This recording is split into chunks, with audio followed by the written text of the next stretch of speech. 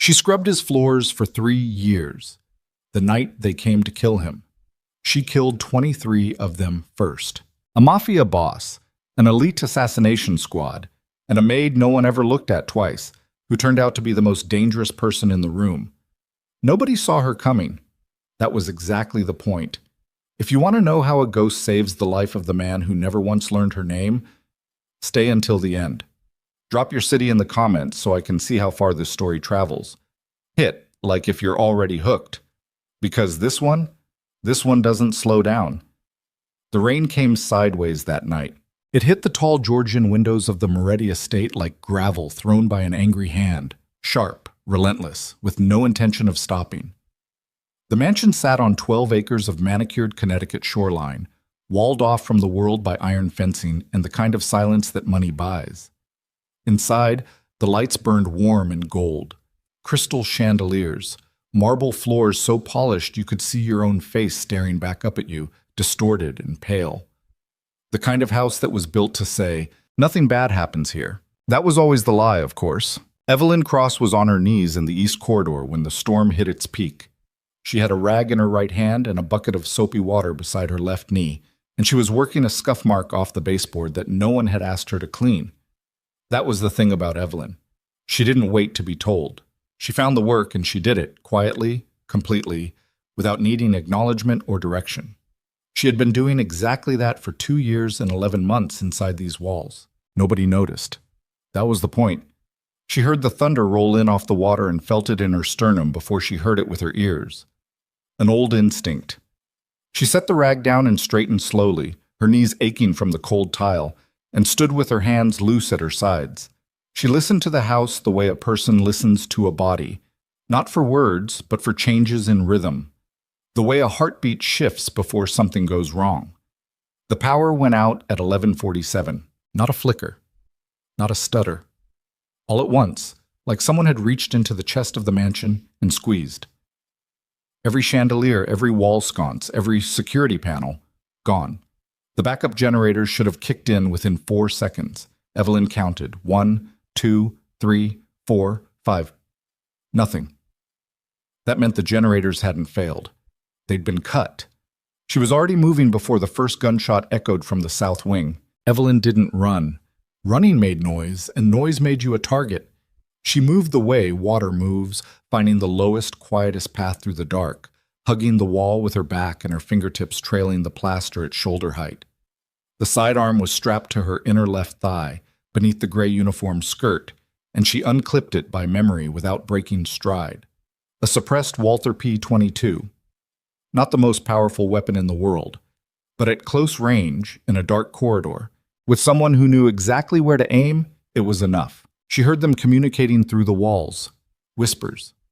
Hand signals she couldn't see but could infer from the rhythm of their footsteps. 3-man teams, moving in a sweep pattern from the south entrance through to the main hall. Practiced. Professional.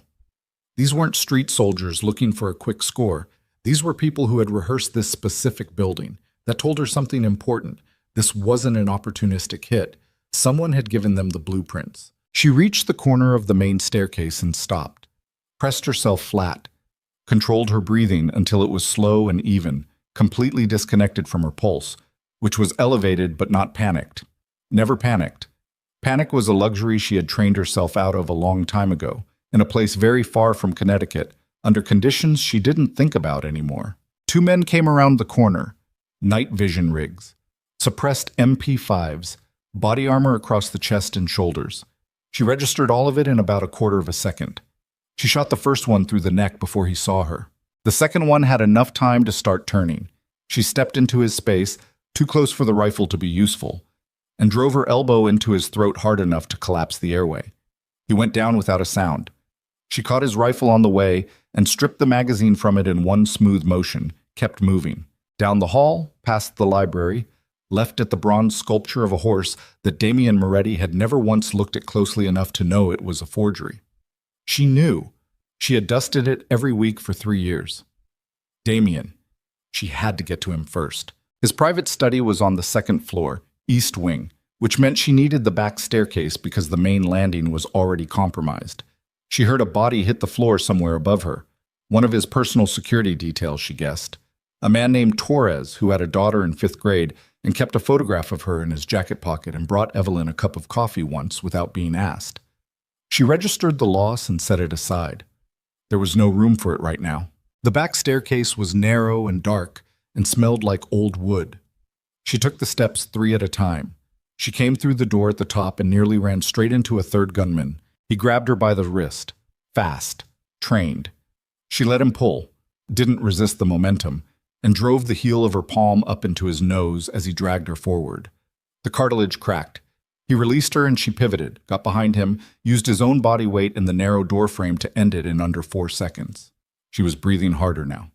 The cold adrenaline was starting to seep into the edges of her joints, the place behind her eyes where the real exhaustion hides until the job is done. She found Damian Moretti exactly where she expected him to be, behind his desk, on the phone, with a pistol in his hand and 3 buttons of his white dress shirt undone. He was a large man, barrel-chested, with thick gray at his temples, and the kind of face that had taken a punch or two in its time and hadn't forgotten the feeling. He turned the gun on her the instant she came through the door. She didn't stop walking. "Put that down," she said flatly. "We don't have time." He stared at her. She'd watched his brain short-circuit, trying to reconcile the Walther in her hand, the blood on her collar, and the gray maid's uniform. She saw the exact moment he couldn't make it compute. You're the... He gestured vaguely with the pistol. "You clean the..." "Yes." She reached him, grabbed him by the forearm, and pulled him toward the bookcase on the north wall. "I clean the floors. And right now there are at least 12 more armed men in your house. Your security team is mostly dead, and someone cut your generators from the outside, which means this was planned weeks ago by someone with access to your property schematics. Move." He moved. Damian Moretti, who had not been told what to do by another person in approximately 15 years, moved. She pressed the hidden panel behind the 3rd shelf. She had found it 8 months ago, during a routine dusting, and had committed its location to memory the way she committed everything. And the bookcase swung open to reveal a narrow concrete passage that smelled like dust and cold metal. "Panic room," she said. "At the end. Titanium vault door, biometric lock. Get inside and do not open it for anyone. Not for anyone." "What are you—" "Mr. Moretti." She turned and looked at him directly for what was, she realized, the first real time in 3 years. Close enough to see the small scar through his left eyebrow, close enough to see that he was frightened, actually frightened, and working very hard to hide it under anger, which was the only emotional language he had. "Go." He looked at her for a moment that lasted too long given the circumstances. Then he looked at the gun in her hand, then at her face again. "You got a name?" he asked. "You've known my name for 3 years." He had the decency to look away. "Evelyn," he said quietly, like he was remembering something he should have memorized a long time ago. "Go," she said again. He went. She waited until she heard the vault door seal, a deep, pressurized thunk that she felt in her back teeth, and then she turned around and walked back toward the sound of approaching footsteps. What happened next, she did not do for Damian Moretti. She did it because it was the job. Because it had always been the job. Because 3 years ago, a man she had trusted completely had handed her a file and a cover identity and said, "Protect him." And she had said yes, not out of loyalty to Damian, but out of loyalty to the man asking, and that was a distinction she had maintained every single day since. Scrubbing his floors, folding his shirts, carrying trays she didn't need to carry, making herself smaller and quieter and more forgettable with each passing week. She had been very good at it. She had also been very good at the other thing. The first team came around the corner in a 3-man wedge. She let them get close enough that the hallway itself became the problem. Too narrow to spread formation, too dark to fully compensate with the night vision rigs, which had a half-second lag on motion tracking that she had read about in a technical document 7 years ago and had never once forgotten. She dropped the lead man with the Walther, used the rifle she'd taken earlier to force the second back into the third, and used the ensuing collision to close distance and finish both in a series of movements that were too fast and too deliberate to look like anything other than what they were. The work of someone who had spent a very long time getting very good at this specific problem. When it was quiet again, she stood in the dark hallway with blood on her hands and the rain still hammering the windows and the sound of more footsteps coming from somewhere below her. She counted them. Estimated positions. Did the math on how many remained and weighed it against her ammunition and the growing tightness in her left shoulder where one of them had clipped her with a rifle stock during the second engagement. Not a bullet wound, not yet, but a bruise already going deep and mean. She had been in worse situations. She thought about that as she stripped another magazine from a fallen man's vest and checked the rifle's chamber in the dark by feel alone.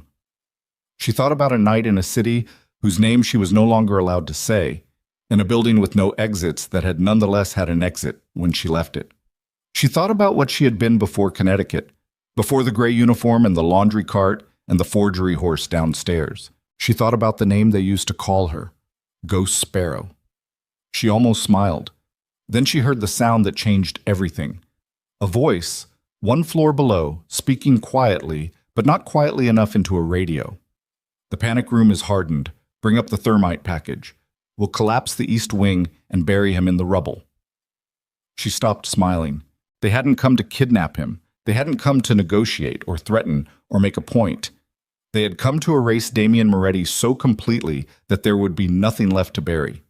And if they brought thermite into a mansion this size, packed at load-bearing points, the east wing wouldn't just collapse. The whole house would come down, with her in it. She stood very still for a moment in the dark and the rain and the silence between gunshots, and she made a calculation that had nothing to do with survival instinct and everything to do with something colder and more deliberate than that. Then she checked her ammunition one more time. It wasn't enough. Not for what was coming. It was going to have to be. She moved toward the staircase. Behind the sealed vault door, somewhere in the dark below the marble and the concrete, Damian Moretti was watching his security monitors and seeing things that were going to take a very long time to make sense of. She knew that. She had thought about that. What it would look like from the outside. What he would see when the cameras came back online on battery power and he cycled through the feeds and found her. Not cowering, not running. Not doing what the woman in the gray uniform was supposed to do. What he would think. What questions he would start asking. She had 3 years of very careful answers prepared. But tonight was not the night for answers. Tonight there were still men with thermite in her building, and she had work to do. The staircase creaked beneath her weight. Below, through the floor, she could hear them setting up. The clink of equipment. The low murmur of professionals working through a problem. They were good. She acknowledged that without judgment. They were good, and there were more of them than she had bullets, and the house was dark and she was hurt, and the only advantages she had were the ones she always had. She knew this building better than anyone alive. She had spent 3 years memorizing every creak and shadow and sightline in it, and they did not know she was coming. She was 3 steps from the bottom when her boot came down on a piece of broken glass from a shattered wall sconce, and the sound, small, sharp, completely involuntary, rang out in the dark like a bell. Every head below turned toward the staircase. She didn't hesitate. She came down the last 3 steps at a dead sprint and hit the first man before he could raise his weapon, and the fight that followed was the kind that leaves marks on the walls, on the floor, and on the person doing the fighting, that don't go away. It was also the fight where, in the chaos of a close-quarters struggle that spilled her across the floor and tore the collar of her uniform half away from her shoulder, a faded tattoo became visible in the pale emergency light. 3 concentric rings. A wingspan inside them, barely 2 inches across. Most people would have seen it and thought nothing. But on the security monitor inside the sealed vault, where Damian Moretti was watching with the fixed, pale attention of a man seeing something he cannot explain, he saw it. And he went completely, utterly still. Because Damian Moretti had been in this business for 30 years. He had dealt with intelligence services, black market arms contractors, government fixers, and hired assassins from 7 different countries. He had seen that insignia exactly once before, in a classified briefing document that had been hand-delivered, never digitized, and destroyed immediately after reading. The unit it represented had been officially dissolved. Every operative listed had been officially declared dead. He stared at the tattoo on the monitor, at the woman wearing it, who was currently in the process of disabling 4 armed men with her bare hands and a broken chair leg. His mouth went dry. "That's not possible," he said to the empty room. But the monitor didn't lie, and neither did the tattoo. Downstairs, Evelyn Cross drove the last man into the wall, and in the ringing silence that followed, she pressed the back of her hand to the cut above her eyebrow and looked at the blood and felt the deep throb in her shoulder going worse, and heard, somewhere in the house, still coming, still moving, the footsteps of the men carrying the thermite. She had maybe 6 minutes, maybe less. She straightened, reset, looked at the dark corridor ahead of her and the darkness beyond that, where men were waiting with enough explosive material to bring the whole beautiful, terrible mansion down into rubble and silence. She rolled her neck once, felt it crack, and walked forward. The thermite team was already in position. Evelyn didn't know yet that one of them had a radio frequency she hadn't jammed, or that the call had already gone out, giving away one fact she had spent 3 years protecting with her life. Her real name. The thermite team had 4 members. Evelyn knew this because she had counted the footsteps. The specific weighted rhythm of men carrying equipment through a structure they had memorized on paper but never actually walked. There is a difference between knowing a building from a blueprint and knowing it from living inside it. The blueprint tells you where the walls are. 3 years of quiet observation tells you which floorboard in the east corridor sings at 2 in the morning when the house settles, which mirror in the main hall catches the reflection of the kitchen doorway, which stretch of marble floor holds a draft from the broken seal under the west window that makes candle flames lean east in a way that shadows a man's approach from 30 feet away before he ever comes into view. They had the blueprints. She had the house. She found the first one in the dining room. He was setting a charge against the load-bearing pillar near the fireplace, a thick column of reinforced concrete hidden under plaster and Victorian molding that held up the entire east wing ceiling. She watched him work from the doorway, crouched low, using the shape of the overturned dining table as cover. He was efficient, practiced, the kind of man who had done this before and didn't think about what it meant when a building came down on people who were still inside it. She put him down fast and quiet and caught the charge before it hit the floor and gently, very gently, set it on the table where it would not be jostled. That left 3. The second was in the corridor outside the kitchen. The third, she could hear, was somewhere above her, footsteps crossing the ceiling, heading toward the central staircase support. The fourth she had lost track of, which was the one that worried her. The one you can't hear is always the one that finds you first. She took the kitchen corridor low and fast, and the second man had just enough time to register movement before she was inside his guard. She used his own momentum against him, a technique that requires the other person to be moving, which he was, which meant he had heard something, and ended the engagement in 4 seconds that cost her a cracked rib on the right side. She didn't stop to assess it. Cracked ribs are a problem for later.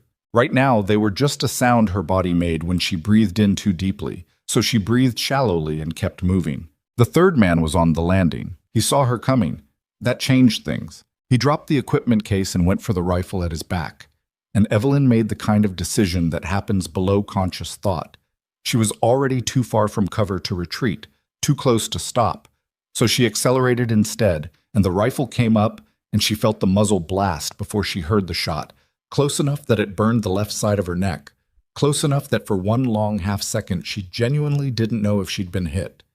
She hadn't.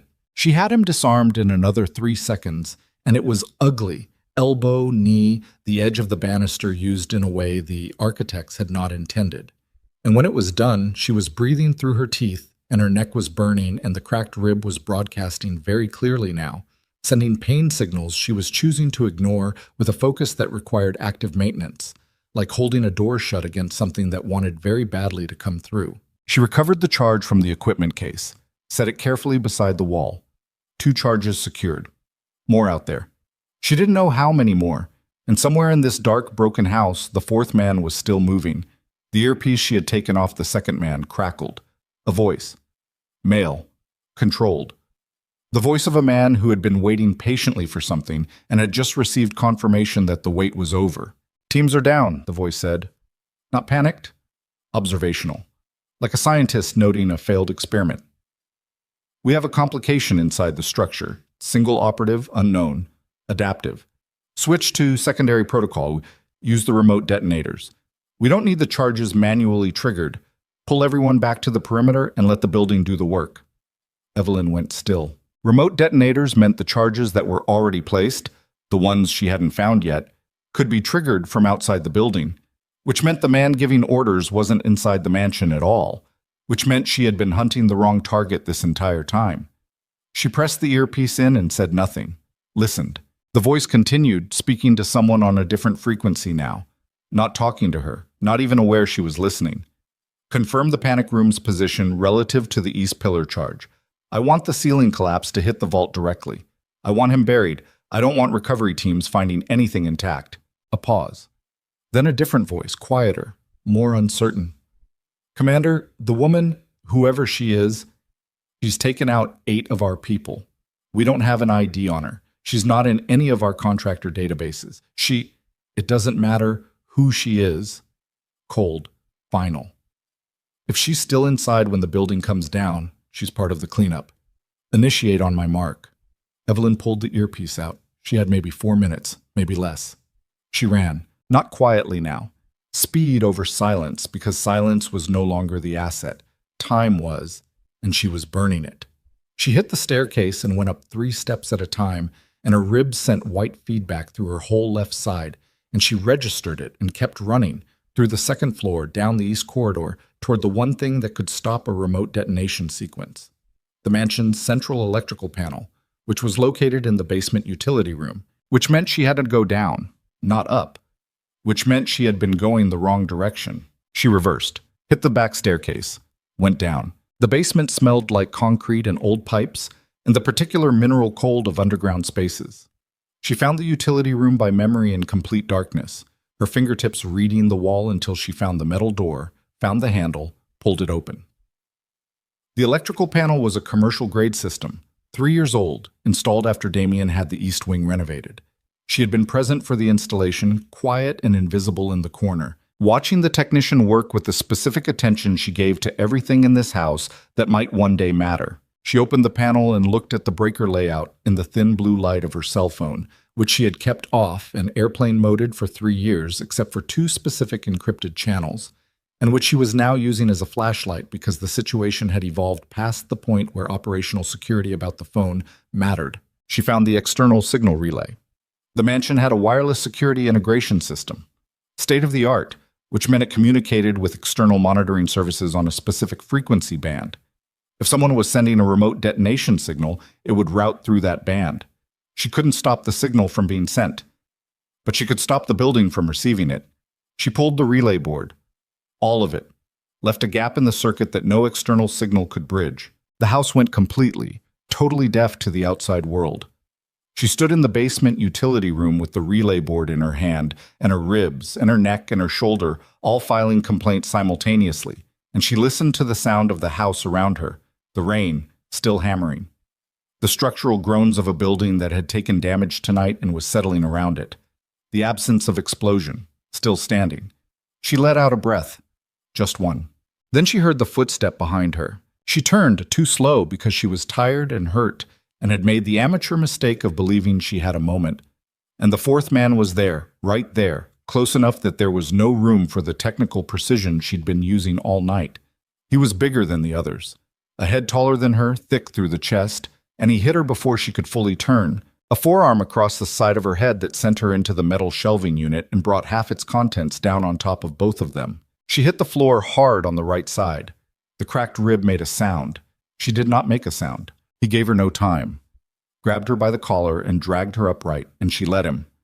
Because the collar was torn anyway, from earlier, and she needed him to commit to the grip. And then she dropped her weight suddenly and completely, became dead weight for exactly 1 second. And when he compensated, she drove upward with everything she had, the top of her skull into his chin, and they both staggered. He didn't go down. She had expected that. He was trained. He was fresh. She was neither. What followed was the worst kind of fight. Not fast and technical, not the clean engagements of earlier in the night, but slow and brutal and exhausting.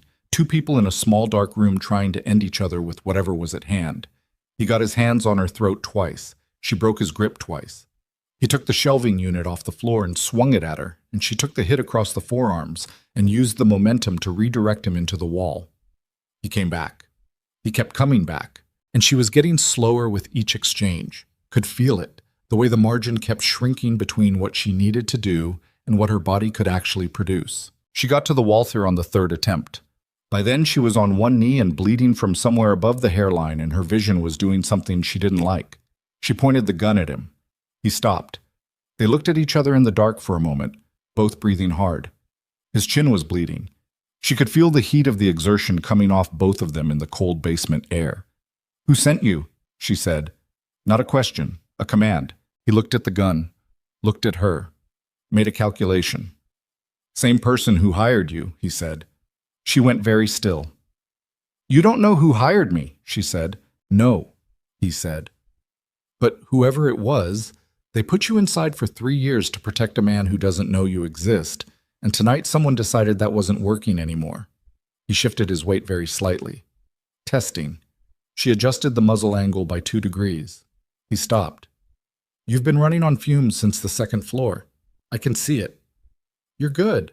You're probably the best I've ever seen, but you're not going to make it out of this building on your own. Tell me who sent you." "I want a deal first." "You're not in a position to negotiate. Neither are you." He nodded at her gun hand. She became aware, with the specific humiliation of a professional who has made a preventable error, that her hand was shaking. Not badly, but visibly. "There are 3 charges in this building I haven't told you about. The relay you pulled will hold the remote signal for maybe 20 minutes before they reroute to a secondary frequency. I know where the charges are. You need that." He was right. She needed that. She hated that he was right. "Talk," she said. "Deal first. If what you tell me is true and I'm still breathing when this is over, I'll let you walk out the south gate. That's the deal. Take it or I shoot you and find the charges myself in 20 minutes. He thought about it for 4 seconds. She watched his face in the thin blue light and read it the way she read everything. Not the surface, but the architecture underneath. The fear under the performance of calm. The calculation. The moment he decided. East Wing wine cellar, behind the rack on the north wall. 2nd charge is in the boiler room against the foundation column. 3rd is on the 3rd floor, already triggered to manual. There's a dead man's switch up there. If the man holding it doesn't reset every 15 minutes, it goes off on its own." She felt something very cold move through her that had nothing to do with the basement temperature. "How long since he last reset?" 11 minutes ago." She was already moving, past him, out the door, back to the stairs. "Hey," he called after her. "The name. You want to know who hired us?" She stopped. One hand on the door frame, didn't turn around. "Caruso," he said. "Felix Caruso." She stood completely still for a moment. The rain hammered the foundation walls. The house groaned around her. Felix Caruso. Damien Moretti's consigliere. The man who had run the Eastern Syndicate's legitimate operations for 20 years. The man who was, by every external measure, Damien Moretti's most trusted advisor. The man who had, 3 years ago, in a hotel room in a city she could no longer name, handed her a file and a cover identity and said, "Protect him." The same man. She had spent 3 years protecting Damien from an assassination contract on behalf of the man who had just sent assassins to complete it. Somewhere in the last 3 years, Felix Caruso had changed sides, or revealed that he had never been on the side, she thought. She had been running a protection detail inside a house whose owner didn't know she existed, on behalf of a handler who had just tried to use her own cover against her, and she had not seen it coming. She had not seen it coming. That was the thing that sat in her chest like a piece of broken glass. That was worse than the ribs and the neck and the shoulder and the head wound and all the rest of it combined. She turned back. The 4th man was watching her from the middle of the utility room, and there was something in his expression, not sympathy exactly, but the recognition of one professional for another, in the specific moment when the job reveals itself to be something other than what it was sold as. "South Gate," she said. "Don't make me come find you." She went up the stairs. 4 minutes on the dead man's switch. 3rd floor. She ran. Behind her, in the sealed panic room, Damien Moretti was staring at a security monitor that had shown him, in the last 40 minutes, more than he had processed in the previous 30 years of his life. He had watched the tattoo. He had recognized it. He had spent 20 minutes trying to convince himself he was wrong and failing completely. And now he was watching her run back through his house, hurt, bleeding, not stopping. And he was doing the thing he never did, The thing he had trained himself out of as a young man in circumstances not entirely unlike this one. He was feeling something he couldn't immediately name or control. His hand found the intercom panel. He had been watching the camera feeds, which meant he had been watching the feeds from the third floor too. And he had seen something she hadn't. The man holding the dead man's switch, his position, the layout of the obstacles between the staircase and that position. He keyed the intercom. His voice came through the speakers in the ceiling. Evelyn. She stopped. On the second floor landing, looked up at the speaker the way a person looks at something unexpected from a direction they weren't watching. Third floor. The man with the switch is in the study, not the main study, the secondary. Northeast corner. The door is barricaded from the inside. There's a window on the east face that vents into the old servants' corridor. I had the renovation crew seal it, but the frame is hollow. It'll give if you hit it from the right angle. Silence. Then her voice, flat and rough and carrying 3 years of invisible labor underneath it. How long have you been watching? Long enough? How much did you see? A pause. When he spoke again, something had shifted in his voice. Not softened exactly, because Damien Moretti didn't soften, but settled. The way a man sounds when he has stopped pretending he doesn't understand something. Enough to know I owe you a conversation we're not having right now. She didn't answer. He heard her footsteps resume, heading for the northeast corner, and he let out a breath he hadn't been aware he was holding. 2 minutes and 40 seconds to the dead man's switch. She found the window frame in the dark by feel, hit it with her shoulder at the precise angle he had described, and felt it give. The servants' corridor beyond was narrow and unlit, and she moved through it like she had moved through the whole night, quietly, completely, with the specific weight of someone who has been doing this for so long that it has become the only language their body knows. The door to the secondary study was barricaded with a heavy desk. She could see the edge of light under it, emergency battery backup still running in there. She could hear breathing on the other side. Measured, controlled. A man trying to stay calm while holding a device that required his thumb to stay on a button every 15 minutes. He was doing his job. She was about to make sure he couldn't finish it. She braced against the corridor wall, calculated the force required against the estimated weight of the desk, the gap at the base of the door, the angle of the barricade, and she drove forward with everything that remained, which was less than she started the night with, but apparently still enough. And the desk shifted 2 feet and she came through the gap, and the man on the other side had approximately 1 second to understand what was happening before she had the device out of his hand. Her thumb found the reset button. Hit it. The small red light on the device cycled from red to green. She stood in the secondary study with a dead man's switch in her hand, and the man who had been holding it unconscious at her feet, and the rain beating against the east window, and somewhere below her, 3 years of very careful lies preparing to become the truth. She looked at the device in her hand, looked at the window, looked at the door. Somewhere in this house, there were still 2 charges she hadn't secured, placed in locations that a man she had trusted with her life had specifically chosen to destroy someone she had spent 3 years protecting without being asked. The math of it was clean and ugly. Felix Caruso had set her up. He had used her cover to get a ghost operative inside the most fortified residence on the eastern seaboard, and then pulled the trigger on a plan that required the building and everyone in it to disappear, which meant he had not expected her to survive the night, which meant he knew what she was capable of, and had tried anyway. Which meant he was either very confident in his resources or he had something she didn't know about yet.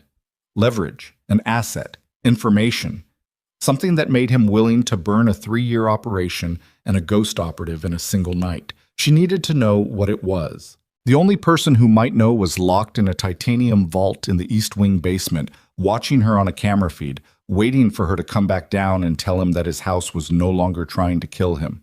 She started back toward the stairs. Behind her, the earpiece she had discarded on the floor crackled once, and the commander's voice, still outside, still patient, still cold, said 4 words that stopped her cold at the threshold of the door. "We found the file." She turned back, the earpiece on the floor. The voice continuing, not speaking to her, not knowing she could hear, speaking to someone else, someone on the outside, someone who had been waiting for exactly this information. "The asset's real identity is confirmed. Send it to Caruso and tell him," a pause, a sound that might have been satisfaction. "Tell him Ghost Sparrow is still alive, and now she knows." The rain kept falling. The house kept standing, barely, around the evidence of what the night had cost. And Evelyn Cross stood in the doorway of a small, dark room with a dead man's switch in her bleeding hand and understood, with the cold clarity of someone who has just watched the last exit seal itself shut, that the moment she walked out of this building, she was no longer running a protection detail. She was a target. And Felix Caruso had just made sure that everyone who needed to know it knew. There was no going back to the gray uniform. No going back to the laundry cart and the forgery horse and the quiet margins of a life she had built out of careful erasure. 3 years of invisibility, burned in a single night by the man who had asked her to disappear in the first place. She looked at the dead man's switch in her hand. She still had 2 charges to find. She still had a building to keep standing. She still had a man in a vault who deserved the truth, or at least as much of it as she was prepared to give, which tonight felt like more than she had ever offered anyone in a very long time. She moved back into the corridor, but now, for the first time since midnight, she wasn't thinking about the men with the guns. She was thinking about Felix Caruso, where he was, what he knew, what he thought he had on her, what he was going to do next now that the building was still standing and she was still breathing and his entire operation had just collapsed around the one variable he had been certain he could. She found the first remaining charge in the wine cellar exactly where the 4th man had told her. Behind the north rack, wedged between the foundation stone and the base of a support column, a block of thermite compound with a wireless receiver the size of a matchbox. She disabled the receiver with a flathead screwdriver taken from the utility room, separated the antenna wire from the trigger circuit, clean and deliberate, the way you do a thing when your hands are shaking and you cannot afford to let them. The shaking had started somewhere on the 2nd floor and she had been managing it since, compartmentalizing it into a small and pressurized space in the back of her awareness, the way she managed everything that couldn't be addressed right now. The receiver wire came free. She set the charge down gently and breathed through her nose and stood up. 1 left. The boiler room was adjacent to the utility room, separated by a concrete wall with a single steel door that she had to shoulder open because the hinges had swollen in the damp. Inside, the emergency lighting gave everything a low orange tone that made the shadows wrong. Too warm, too soft for what the room actually was, which was a space full of exposed pipes and pressure valves and old machinery that hadn't been serviced in 2 years because Damien's facilities manager had been cutting costs in the areas Damien never personally inspected. She had put that in a report 3 years ago, in a document she had encrypted and sent through a channel that Felix Caruso controlled. She stopped moving for exactly 1 second when that thought arrived. Every operational report she had filed for 3 years. Every security vulnerability she had identified in the Moretti estate. Every weakness in the guard rotation. Every gap in the camera coverage. Every structural note about load-bearing walls and emergency exits, and the location of the panic room and the spec sheet for the biometric lock. All of it had gone through Felix Caruso. She had handed him the blueprint for tonight. She found the 2nd charge against the boiler room's foundation column, disabled it the same way she had disabled the first, and stood in the orange light with 2 dead receivers in her coat pocket and understood completely, and without any remaining ambiguity, that she had not been running a protection detail for 3 years. She had been building the weapon that was supposed to kill him. The knowledge sat in her the way a bullet sits before you've found it, a pressure, a wrongness, something the body knows is there even before the mind confirms it. She had been meticulous. She had been professional. She had delivered detailed intelligence on a man's home and his habits and his defenses to the person she believed was trying to keep him safe. And Felix Caruso had filed it and waited and built tonight from the raw material of her own careful work. She climbed the stairs back to the ground floor. The mansion was quiet now. The specific quiet of aftermath. No movement, no voices, only the rain and the sound of her own boots and the occasional settling creak of a structure that had taken more damage in one night than it had in 30 years of service. She passed the bodies in the hallway and did not look at them and did not think about the specific calculation that had just landed. How many of the men she had killed tonight had she herself helped place here by providing the intelligence that made the operation viable? She did not think about that. She put it in the pressurized space with the shaking and moved toward the panic room. The intercom panel was outside the vault, set into the concrete wall at eye level. She pressed the call button and waited. His voice came immediately. He had been waiting. "You're alive," Damien said. "The charges are disabled. The remote relay is cut. You can open the door." A pause. "How many are left out there?" "None that are standing." Another pause. Longer. She could hear him breathing through the speaker, measured, controlled. The breathing of a man who has been sitting in a sealed room for the better part of an hour, processing things that don't have a comfortable framework. "The tattoo," he said. She had been expecting this. "Open the door, Mr. Moretti." "I'll open the door when you tell me what the tattoo means." She pressed her hand flat against the concrete wall beside the intercom panel and looked at the ceiling and felt the full inventory of the night's damage, asserting itself through the adrenaline, which was finally, now that the immediate threat had resolved, beginning to metabolize. The rib, the shoulder, the neck, the head wound that had been seeping into her hairline for the last 40 minutes, the shaking in her hands that she was continuing to manage. "It means I was someone else before I was your maid," she said. "Open the door." The biometric lock disengaged. The titanium door swung outward on its hydraulic hinges with that deep pressurized sound, and Damien Moretti stepped out of the panic room for the first time in an hour and stood in the low emergency lighting and looked at her. She had seen him look at people before. She had spent 3 years watching him from the periphery, cataloging his expressions the way she cataloged everything, functionally, without attachment. She had seen him look at business rivals with cold assessment, at his lawyers with impatience, at his security team with the particular dismissive expectation of a man who takes competence for granted because he has never had to develop it himself. She had never once seen him look at anyone the way he was looking at her now. It was not gratitude. Damien Moretti was constitutionally incapable of pure gratitude. It was something more complicated and less comfortable than that. The expression of a man who has discovered that his model of reality was missing a significant variable, and that the variable had been standing 3 feet away from him for 3 years carrying his dry cleaning. "You're bleeding," he said. "I'm aware." "How bad?" "Manageable." She straightened, pulled her coat closed over the torn uniform collar, covering the tattoo out of habit that she recognized, in the same moment, was now pointless. "I need to tell you something about tonight, about who sent them." Something shifted in his face. The assessment sharpened. "Tell me." "Felix?" The name landed in the space between them, and she watched Damien's face do something she had never seen it do before. Genuinely lose its composure, not the performed composure of a man managing his public expression, but the actual structural integrity of it, the way a wall looks for a moment before it falls. It lasted less than 2 seconds. Then it was back, harder than before, the way things that break under pressure sometimes compress back tighter than they started. "You're wrong," he said. "I'm not. Felix has been with me for 20 years. I know." She held his gaze. The operational commander confirmed it. I also had independent corroboration from one of the team members. Felix Caruso contracted the hit. He provided the schematics for the estate, the guard rotation details, the location of the panic room, the specs on the biometric lock. She paused. "Let that land." "He got that information from my reports." The silence that followed was different from the earlier ones. This one had weight. "Your reports," Damien said slowly. "I was filing intelligence on the security vulnerabilities of this estate through Felix's channel for 3 years. I believed he was using it to address them. He was building a file." She watched his jaw tighten. "I identified every weakness in your protection.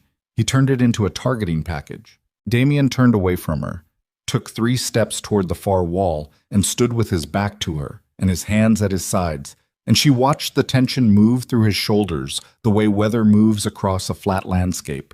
Visible, inevitable, something you can see coming but cannot stop. When he turned back around, his face was completely still, and his voice was completely even, and both of those things were more frightening than anger would have been. "Where is he?" Damien said. "I don't know. He wasn't on site. The commander was operating remotely." She pulled the earpiece from her pocket and held it out. "This is the comms device from one of the team leads. Your tech people can trace the signal routing if there's anything left of the network. But Damien..." She waited until he looked at her directly. "Felix knows I survived. The commander sent word before I cut the external relay, and Felix knows who I am." "Who are you?" The question was quiet, not rhetorical. He actually wanted the answer, and she looked at him for a moment with the specific weight of 3 years of chosen silence and decided that the moment for chosen silence had conclusively passed. "My name is Evelyn Cross," she said. "That part was real. The rest—" She stopped. "Started differently. I was recruited at 19 by a federal intelligence program that officially doesn't exist. I operated under that program for 11 years. The unit was burned, compromised from the inside, and we were declared dead to protect an ongoing operation. After that, I did private contract work. 3 years ago, Felix Caruso found me through a channel I thought was secure, told me there was a credible assassination contract on your life, and asked me to go inside as a long-term protective asset. I agreed. Idiem, Mishipo Sotom. Damien stared at her. Why? Because the money was not why you took the job, why you stayed. He said it with the directness of a man who has spent 30 years reading people across negotiating tables and has developed a very low tolerance for the version of an answer that isn't the actual answer. You could have neutralized the threat and walked away a dozen different times. I've been watching you on those cameras for the last hour. You're not still in my house because of a contract, so why? She held his gaze for a moment that was longer than comfortable. Felix asked me to, and I don't leave jobs unfinished. She paused. That's the only answer you're getting tonight. He looked at her for another long moment, then he nodded, a single, minimal acknowledgement, and pulled his phone from his jacket pocket and looked at the screen. I have 12 missed calls from Felix, he said. His voice was perfectly level. He's been calling since 11:40, making sure I know there's a situation, concerned, checking in. He looked up. He doesn't know the building is still standing. Evelyn became very still. If he thinks the operation succeeded, she said carefully, he's calling to establish his alibi, express his grief. He doesn't know I'm alive. Damien looked at the phone in his hand, which means I have a window. A short one, the commander reported to him. He knows the charges were disabled. He knows someone stopped it. He just doesn't know who's left standing.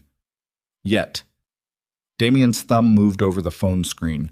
If I answer and tell him I survived, that I'm at the estate, that I need him here, he won't come himself. He'll send another team. I know. He looked up. But it tells me where he is, what he uses to respond, who he calls. I've known Felix Caruso for 20 years, Evelyn. I know how he thinks. If I tell him I'm alive and I need him, I know exactly what he does next. His jaw tightened. And I know where he'll be when he does it. She understood what he was proposing. It was tactically sound. It was also the kind of move that required Damien to have capabilities she didn't yet know he had. And it required her to trust his read of a man who had already demonstrated that the people closest to him were operating with agendas she hadn't fully mapped. You'd be exposing your position, she said. It's my house. My position's already exposed. He met her eyes. I need Felix Caruso in a room where I can ask him questions.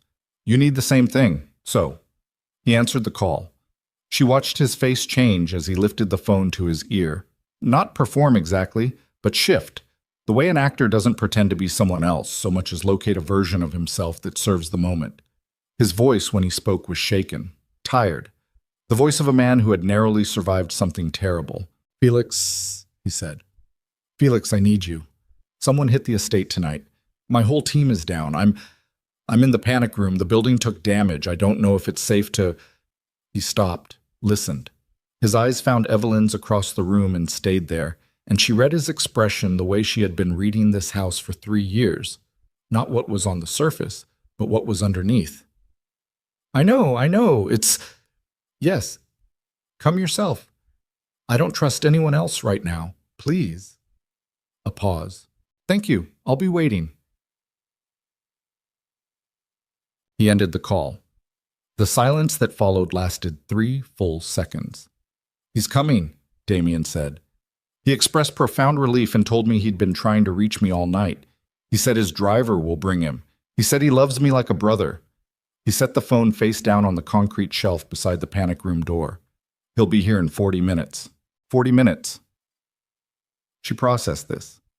40 minutes to prepare a reception for a man who had just spent the night trying to bury the host of that reception under 8 tons of rubble and still thought he'd succeeded. I need to secure the perimeter, she said. There are bodies that need to be moved or at minimum not visible from the main drive. The east corridor damage will be obvious, but the lighting situation can work in our favor if we... Evelyn? She stopped. Sit down, he said. She looked at him. You're about to fall over, he said, and his voice had the specific quality of a man saying something direct because the alternative is watching someone collapse out of stubbornness, which he had apparently decided he was not willing to do. I have a medical kit in the panic room. Sit down. I don't need... Sit down. Firm. Not a request. Not the voice he used with staff. Something else. Something that had apparently been recalibrated in the last hour by what he had seen on the monitor screens. She sat down. Not because he told her to. Because her body had been making this argument for the last 20 minutes and she had been overriding it. And the moment she stopped moving, the override lost its leverage and the full accounting of the night arrived all at once. The rib, the shoulder, the neck, the head, and underneath all of it, the specific exhaustion of 3 years of performance, of making herself invisible, of being so completely and successfully nobody, that the man now crouching in front of her with a first aid kit had not known her name for 12 months, or 12s. He cleaned the head wound with gauze and antiseptic, and she felt it and didn't react. And he worked quickly and without speaking for a while. And the rain kept falling outside and the house held its damaged shape around them. How many people know that insignia? She said finally. Maybe 30 people in the world knew that unit existed, he said, not looking up from what he was doing. Maybe 10 are still alive to recognize the mark. He secured the gauze with tape, sat back on his heels, looked at her. Ghost Sparrow. I heard that name once. In a briefing about a joint operation in Eastern Europe. They said you were dead. They needed me to be. Felix was in that briefing, Damien said quietly. She had already arrived at this. The timeline had been assembling itself in the back of her mind since the basement. Then he's known who I was since the beginning, she said. He didn't hire me because I was the best option available. He hired me because I was the option he could control. He knew my identity. He knew my history. He knew that if he ever needed to burn the operation, he had enough on me to... She stopped, to make her disappear again, this time permanently. He was always planning to clean this up, she said. Not to Damien, to herself, working through it. I was the protection detail and the loose end simultaneously. Tonight was never just about you. Tonight was about closing the whole account. Damien was quiet for a moment. Then, what did you do? Before. That he could use against you. She looked at him. He held her gaze and didn't look away. Things I was ordered to do, she said, by people who assured me the orders were legitimate. Were they? Some of them. She held the word there. Let him understand what the omission covered. Not all of them. He nodded slowly. No judgment in it. Which surprised her in a way she didn't have room to examine right now. So he's been holding that over you for 3 years, he said. Insurance. If you ever talked, he'd surface your history. If I ever talked, or if the operation ever went wrong, or if I ever became more liability than asset. She looked at her hands. The shaking had stopped. The stillness that replaced it was the specific stillness of someone who has moved past the border of what they were prepared for and found themselves in new terrain. I built my entire cover on being invisible, being forgettable, being the person in the room that no one looks at because there's no reason to. She paused. He used that. He used the thing I was best at against me. You're not invisible tonight, Damien said. She looked up. He said it simply, with no particular weight, and that was somehow worse than if he had said it with feeling, because it meant he wasn't performing anything. He was stating something he had simply decided was true, the way he decided things that were no longer negotiable. She didn't answer him. She stood up because they had 34 minutes before Felix Caruso's car came up the main drive, and she had a perimeter to secure and a story to construct, and a room to prepare for a conversation that was going to require precision. She was not entirely certain she had left in her tonight. She got 3 steps toward the corridor before her phone vibrated. The encrypted line. The one she had not used in 3 years. The one only 2 people in the world had the key to reach. One of those people was Felix Caruso. She looked at the screen. It wasn't Felix. The number was a routing code she recognized from 11 years ago. A dead format. A channel that had been officially shuttered when the unit was burned. A format that should not exist anymore. transmitting through infrastructure that had been decommissioned, reaching a phone that was supposed to be unknown.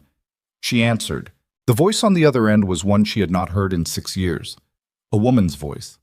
Clipped, precise, carrying the specific cadence of someone who is speaking under time pressure and has made a calculation that the risk of this call is lower than the cost of not making it. Sparrow. Listen carefully. Caruso isn't coming to extract Moretti. He's coming to confirm the kill and retrieve something from the estate. Something in the East Wing study. If he gets it before you understand what it is, you lose everything. Not just tonight. Everything. Your file. Every operation. Every name you were ever given. A pause. The sound of a breath drawn in a pressurized space. There's a safe behind the Renoir reproduction on the East study wall. Open it before he arrives. What's inside will tell you what the last 3 years actually were. The line went dead. Evelyn stood in the corridor with the phone in her hand and the rain outside and 29 minutes on the clock. And behind her, Damien Moretti said, "Who was that?" She didn't answer him. She was already moving toward the East Wing staircase, toward a study she had cleaned 50 times and a painting she had dusted without ever once being told it was hiding something she needed to know. And the cold certainty arriving in her chest that the entire architecture of the last 3 years, every choice, every day, every deliberate act of invisibility, had been built on a foundation that someone had deliberately poured wrong. She pushed through the East Wing door. The safe was behind the Renoir reproduction exactly where the voice had said, and it was a model she recognized, a Sargent Series 4, biometric and combination, government issue, not something a private citizen buys at a locksmith. And the combination lock had 7 digits, and she stood in front of it with 27 minutes left, and the knowledge that she did not know the combination and would have to bypass the mechanism by force in a way that might damage what was inside. And she pressed her forehead very briefly against the cool metal face of the safe and allowed herself exactly 4 seconds of something that was not quite despair but lived in the same neighborhood. Then she straightened, and she went to work. The bypass took 9 minutes. It cost her the last of the tools from the utility room kit and the full cooperation of the cracked rib, which made its displeasure known emphatically throughout. And when the safe door finally swung open, she was sweating and breathing through her teeth, and the head wound had started seeping again at the temple. Inside the safe was a single manila envelope, unsealed, thick with documents. She pulled the top sheet. It was a contract. Formal. Dated 3 years ago, 1 week before Felix Caruso had contacted her in the hotel room and handed her the cover identity. A contract between Felix Caruso and a counterparty whose name she didn't recognize. A shell company, 2 layers removed, the kind of structure that takes months to unpeel. But the subject of the contract was not an assassination. It was not a protection detail. It was not anything she had been told this operation was about. It was a transfer of ownership of every Eastern Syndicate territory currently held under the name Damien Moretti, to be completed upon confirmed death of the named party, with Felix Caruso as executor and primary beneficiary. She turned to the second page. Third page. On the fourth page, below a column of financial figures that represented more money than she had processed in 11 years of covert work, was a clause that stopped her completely. A clause that named her, not as Ghost Sparrow, not as an asset or contractor, by her real name, her birth name, the name she had not used since she was 19 years old and had signed a different kind of contract in a government building with no windows, named as a co-signatory, as a knowing participant in the transfer conspiracy. Forged, she understood immediately, with the specific recognition of a professional looking at another professional's work, but forged extremely well, with documentation that would survive most forensic scrutiny, signed with a version of her signature that someone had spent real time perfecting. Felix Caruso had not just planned to kill her tonight. He had planned to frame her for the conspiracy that justified the killing. If she died in this house, the contract surfaced and the story wrote itself. Ghost Sparrow, a known illegal operative with a violent history, had infiltrated the Moretti estate and engineered the assassination of her employer as part of a territory acquisition scheme. Clean, documented. A narrative with her dead body at the center of it, and Felix Caruso standing at the perimeter looking grieved. She stood in the East study with the contract in her hands and the clock at 18 minutes, and the rain and the sound of the house settling around her. Behind her, Damien appeared in the doorway. He had followed her. Of course he had. He looked at her face, and then at the papers in her hand, and then back at her face, and she watched him read the situation the way experienced men read situations. Not from what they're told, but from the specific quality of stillness in the person standing in front of them. "Show me," he said. She turned and handed him the contract. She watched him read it, watched him go through the same pages she had gone through, at the same pace, and arrive at the same places. And she watched what it did to his face. Not the part about his territories, not the financial figures, but the clause with her name on it. That was the part that made something happen behind his eyes that she had not seen there before and could not immediately classify. He set the papers down on the desk, very carefully. The way you set something down when you need your hands to be empty before you trust them. "He was going to use you to bury me," Damien said, "and then use your body to explain why." "Yes. And you didn't know." "No." He was quiet for a moment. 17 minutes. Outside, somewhere down the main drive, a car would leave wherever Felix Caruso was currently performing his grief and begin the 40-minute trip toward a house he believed was a crime scene containing 2 bodies. "He knows this safe exists," Damien said. "He put it here. He needs these documents." "That's why he's coming himself," she said. "Not to confirm the kill, to retrieve the contract before anyone else finds it. Without it, the frame doesn't hold. Without it, he's just a man who made a phone call to a house full of bodies and can claim he knew nothing. With it, he controls the narrative completely." She met his eyes. "He needs that envelope, and he's going to be here in 17 minutes. Damien looked at the envelope on the desk, looked at her, and she understood in the silence that followed that they had arrived at the part of the night where everything that came before had been preamble, and that what happened in the next 17 minutes was going to require her to make a choice. She had been refusing to make for 3 years, between the version of herself that was an instrument, a function, a ghost who executed assignments and disappeared back into the margins, and the version that was something else, something she had no operational category for, something that required her to step out of the shadow she had built around herself and stand in the light of what this actually was. Not a job, not a contract, not a protection detail running its final hours. Felix Caruso had taken 3 years of her life and built a trap out of it, and she was standing in the middle of that trap with the man it had been designed to destroy, and the only path forward required her to stop being invisible. She picked up the envelope. "I need a phone," she said. "Not mine, not yours. Something untraceable. And I need you to tell me everything you know about the shell company on page 1. Damien was already moving toward the desk drawer. 16 minutes. Outside, the rain was finally beginning to ease, and somewhere down the main drive, headlights were turning off the coast road, earlier than expected, moving toward the house at a speed that suggested whoever was behind the wheel already knew that patience was no longer. The headlights were wrong. Evelyn saw it the moment she reached the second-floor east window. The angle of approach, the speed, the way the car came off the coast road without slowing for the gate, which meant the gate was already open, which meant someone had opened it from the outside with a code that only 4 people in the world possessed. Damien. His head of security, who was dead in the south corridor, the gate maintenance contractor, and Felix Caruso. 14 minutes early. He knew. She pulled back from the window and moved fast, back down the corridor, the envelope tucked inside her coat, against the left side of her chest where the rib was broken, and the pain was a constant white frequency she was riding rather than fighting. Damien was at the desk in the east study, on the untraceable phone, a burner pulled from the panic room's emergency kit, still in its packaging, talking in a voice so controlled it barely qualified as a whisper. She pushed through the door. "He's early. 2 minutes, maybe less." Damien looked up. His hand tightened on the phone, but his voice didn't change. "I need 40 seconds, he said.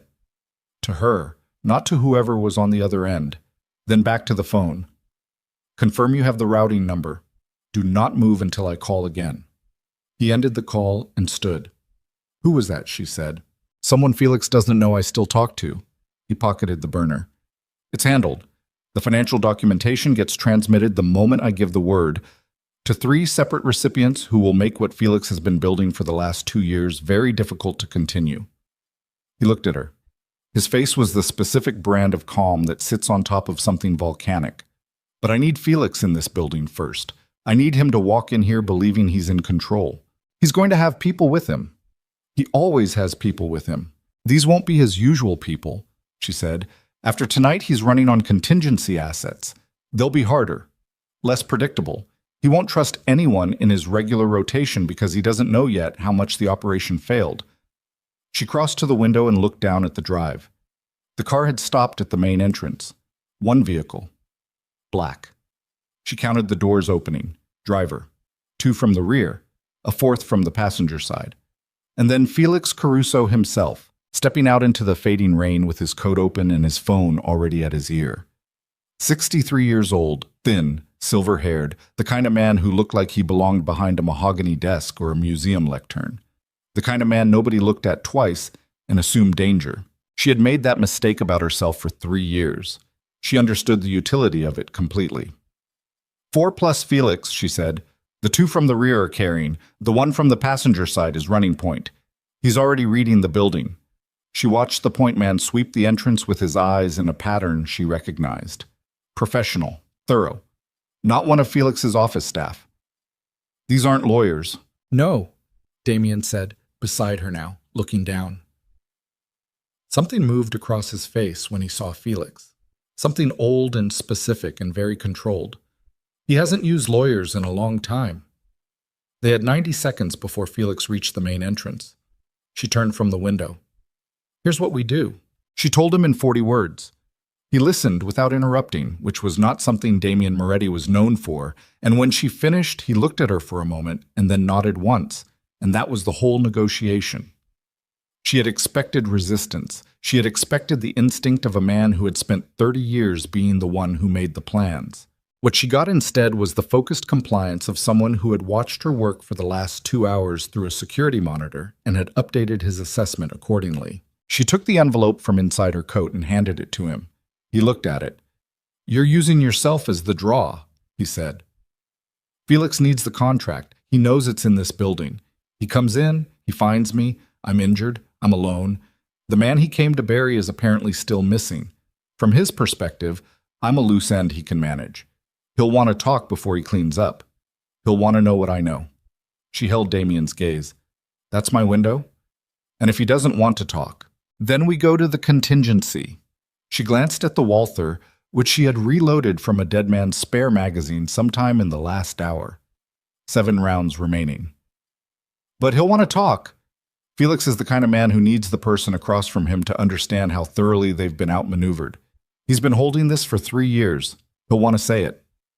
You're counting on his ego. I'm counting on the fact that he put my name on that contract, she said. That wasn't operational necessity. That was personal. Damien looked at her for a moment with an expression she still didn't have a clean category for. Then he took the envelope and moved toward the door. She went the other way. The main hall looked like what it was. The interior of a building that had survived a small war. Overturned furniture. Broken glass from the wall sconces catching the emergency lighting and scattered fragments across the marble floor. 2 places on the walls where gunfire had opened the plaster down to the lath beneath. She had moved the bodies in the main corridor earlier, not because the sight of them would disturb Felix Caruso. She had no illusions about that, but because she needed him to be able to move freely into the space. A man who has to navigate around bodies is a man whose attention is divided. She needed his attention on her. She positioned herself at the base of the main staircase, sat down on the 3rd step, her back against the newel post, her right arm across her knee with the Walther visible but not raised, the torn uniform collar, the blood at her temple, the specific posture of someone who has been in a fight and is still in it but has reached the point where the body is making decisions by committee. She looked, she knew, exactly like what Felix Caruso needed her to look like. The main door opened. The point man came through first, swept the hall, put his eyes on her and kept them there, while the rest of his body completed the sweep of the room. He was good. He clocked the Walther immediately, and his hand moved toward his hip, and she raised her left hand slowly, not the gun hand, the other one, and held it open and still. I'm not going to shoot you, she said. Her voice was level. I just need to talk to Felix. The point man didn't move. His eyes went to the doorway behind him and then back to her. Felix Caruso walked in. He was wearing a charcoal overcoat still damp from the rain, and he moved through the entrance of the wrecked hall the way he moved through every room she had ever watched him enter, with the unhurried attention of a man who believes he is always the most intelligent person present and has never been seriously challenged on that belief. He looked at the hall, at the damage, at the bodies she hadn't moved, visible in the south corridor doorway, at the general shape of an operation that had not concluded the way it was drawn up. Then he looked at her. Something happened in his expression, too fast for most people to read. She wasn't most people. It was relief, quickly buried. The relief of a man who had been told his primary loose end was still at large and has just found her, contained, injured, apparently alone, sitting on a staircase with a Walther she hadn't raised. The relief of a man whose problem has just become manageable. "Evelyn," he said, like she was a colleague he was pleased to see at an inconvenient moment. "Felix." She held his gaze. "You should have sent more people." He looked around the hall again, made the count, understood what it meant. When he looked back at her, his expression had shifted into something she recognized as the performance of sorrow, practiced, precise, the look of a man who has deployed it many times and knows exactly how it reads. "I owe you an explanation," he said. "You owe me considerably more than that." He moved further into the room. His people spread, the point man holding position near the door, the two from the rear moving to her left and right at distance, the driver staying near the entrance. Good positioning. They were cutting off her angles without appearing to. She let them. "Sit," she said, nodding at the chair 6 feet in front of her. One of the dining chairs displaced from the dining room at some point during the night's various collisions, sitting at an odd angle on the marble as if it had wandered in from somewhere else. He sat, which told her something. A man who sits when told to sit by the person he came to clean up has already decided this is a conversation, not an execution. That meant he wanted something from her first, the contract. He needed to know where it was. "You did extraordinary work tonight," he said. His voice was warm, genuinely warm, which was the most dangerous kind. "I want you to know I understand what it cost." "Do you?" "You stopped an operation I built over 2 years. You kept a man alive who I needed dead. You compromised assets I spent considerable resources developing." He tilted his head very slightly. "And you survived, which I'll be honest, I did not fully plan for." "You planned for my body in the rubble," she said, with the contract in the safe to explain it. No reaction. "Yes. My name on a conspiracy document. A forged signature. An operative with a violent history who went rogue inside a protected residence." She watched his face. "That's a good story, Felix. It would have held for a while." "Long enough," he agreed. "Evelyn, I want you to understand. This was never about you. You were an instrument. You performed your function exceptionally. The necessity of closing the account afterward was purely operational." "You used my reports to build the targeting package," she said. "Every vulnerability I identified in this estate, every gap in the security rotation, the panic room location, the biometric spec. You used my own intelligence work to design the attack."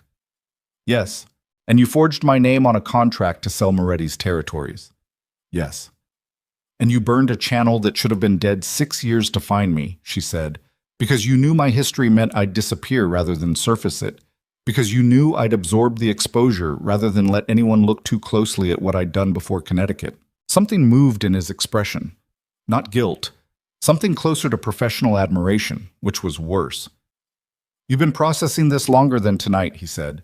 "When did you start to suspect?" "I started to suspect when the fourth man told me your name, and I thought about every report I'd ever filed and couldn't remember a single security recommendation that was ever actually implemented." She held his gaze. "Not one. In 3 years. Every gap I identified stayed open. Every vulnerability I flagged stayed unfixed.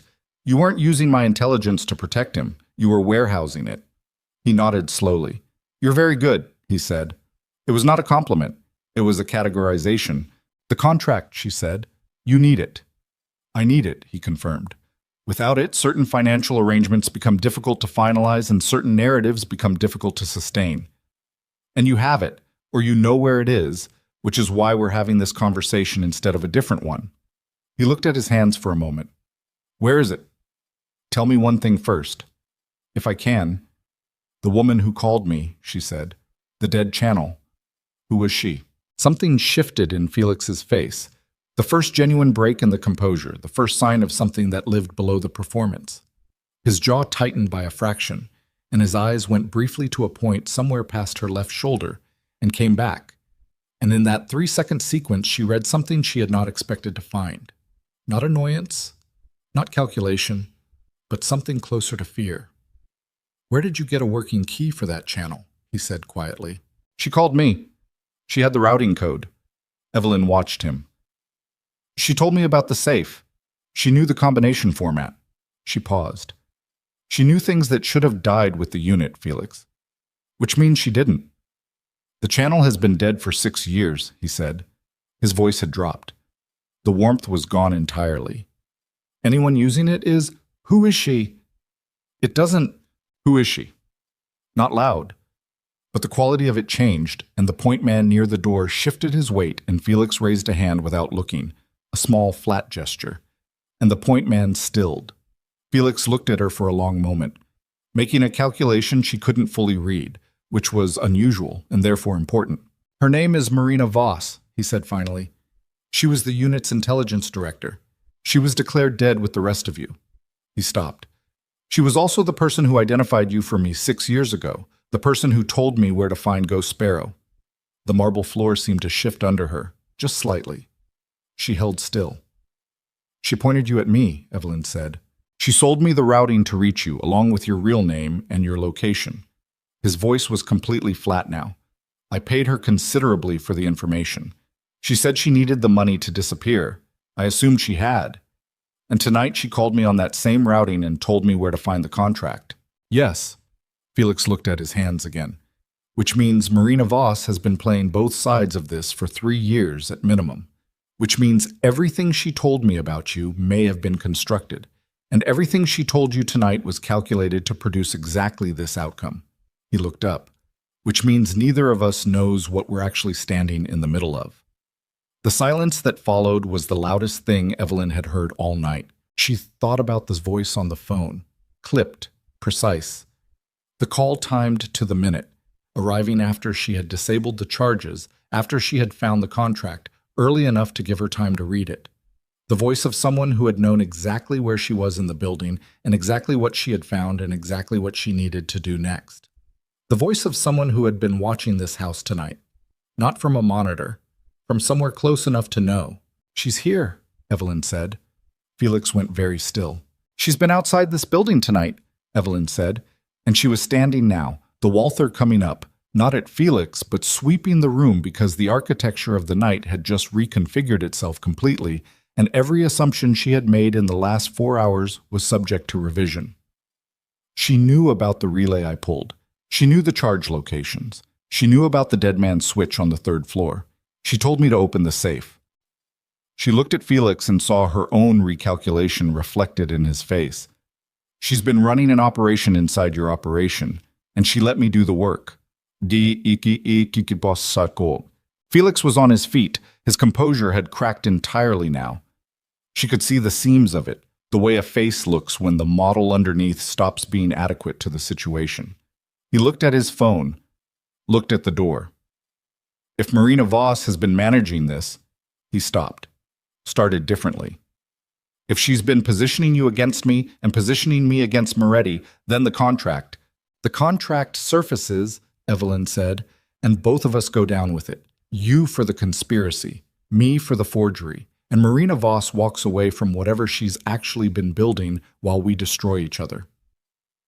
She was moving now, toward the east corridor, because if Marina Voss was outside this building and had been running a 3rd operation inside tonight, then there was something else in this house she hadn't found. Something worth more than the contract. Something worth 3 years of watching. What did she tell you about the unit before it burned? She said. What did she sell you that made you trust her enough to buy the routing code? Felix moved with her, which she noted without surprise. The situation had passed the point where their respective positions mattered. They were now two people in the same trap with different entry points. His men followed at distance, uncertain, the point man looking at Felix for direction that wasn't coming. She told me the unit had documentation, Felix said. A kill file. Every operation, every name, every government contact who ever authorized an action that would end careers and prison sentences if it surfaced. She said the file was hidden on the estate because Moretti had been the cutout for 3 of the operations. He didn't know it, but his properties had been used as staging grounds. The file was placed here for leverage. He stopped walking, looked at her. She said whoever controlled the file controlled every intelligence contact on the eastern seaboard. Evelyn stopped, turned. That's why she needed Moretti dead, she said. Not for the territories, not for the financial transfer. She needed him dead so the estate passed to probate, and the estate got searched and the file got found by people she controlled. Oh. She stared at Felix. You were never the primary. You were the mechanism. She used you to build the hit. She used me to stop the hit at the last possible moment while keeping the building standing. And she's been outside this whole time waiting for us to clear the board so she can walk in and take the file. Felix's face had gone the color of old wax. She needed the building intact, he said. She needed the building intact, Evelyn confirmed. Which is why she called me. She didn't save my life tonight, Felix. She used me to save the building. She looked at the east corridor, at the mansion around her, damaged, standing, full of things she had not yet found in 3 years of careful observation. The kill file is in this building, has been for years, and Marina Voss is outside right now waiting for the moment to come get it. From the main entrance, the point man said sharply, Mr. Caruso. Both of them turned. The point man was looking at his phone. His face had done something bad. There's a car on the south perimeter, he said. It's been there since midnight. We didn't see it because it's running dark. He looked up. It's moving now, toward the south entrance. Evelyn looked at Felix. Felix looked at Evelyn.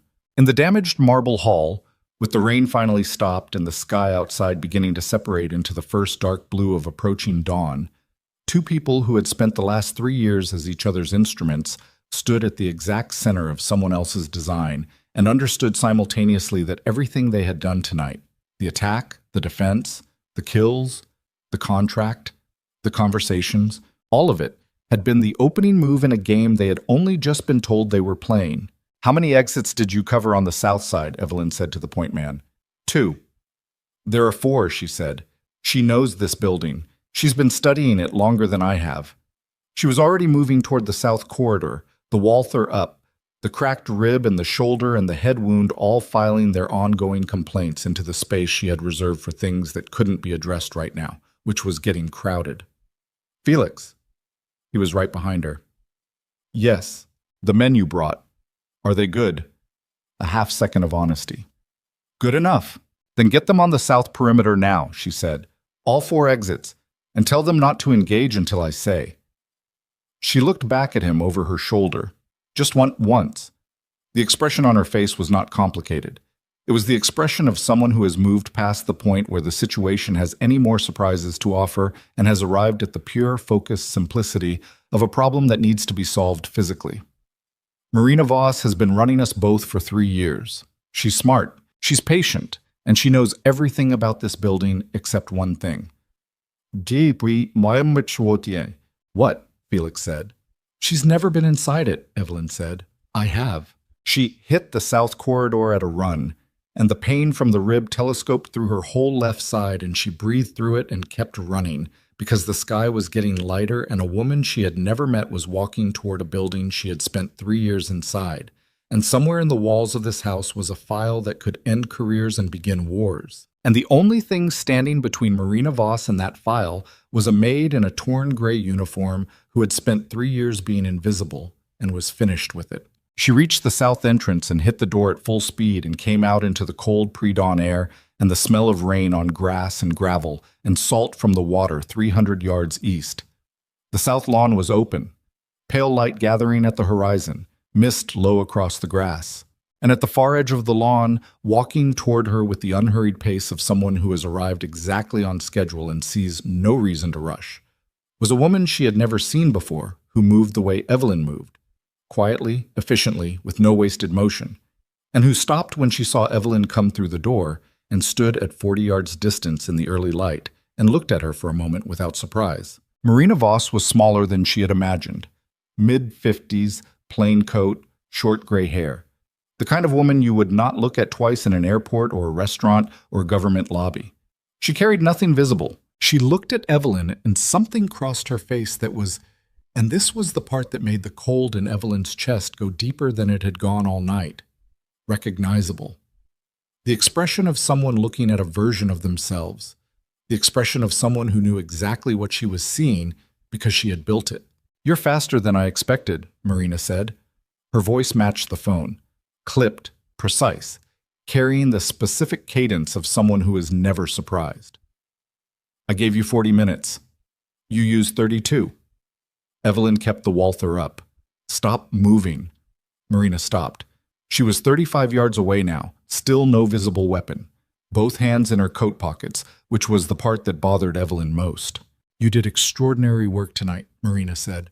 "Every decision was correct. You saved the building. You kept Moretti alive. You found the contract." She tilted her head. "You even got Felix and his people positioned on the south perimeter on 4 exits that I am not, in fact, planning to use." She paused. "Because I've been inside this building before. I was inside it during the renovation 18 months ago when I placed the file." She looked at the mansion behind Evelyn. "And I know something about the architecture that isn't in any blueprint you've ever read." Evelyn's finger was on the trigger guard. "I know where the 5th entrance is," Marina said. Behind Evelyn, from inside the house, she heard Damien Moretti's voice. Sharp, short, cut off mid-word in the specific way that voices are cut off when something interrupts them forcibly. She did not turn around. She kept the Walther on Marina Voss at 35 yards in the early dawn light and understood that the entire South Lawn engagement had been what it looked like from the moment she came through the door. A distraction, clean and elegant, built on the accurate prediction that Evelyn would come out the south entrance fast and alone and focused forward while Marina's actual point of entry was already being used somewhere behind her. Inside, with Damien, alone. Marina looked at her across the wet grass with something that was not quite a smile. "You have a choice," Marina said. "Come with me and I'll show you what the file actually contains, what your unit actually did, what was done to you." Her voice was completely level. "Or stay out here and protect a man who didn't know your name for 3 years, while everything you were before you walked into his house gets used against you by people who have been building the case since before you ever arrived." The gun was up. The distance was manageable. The shot was clean.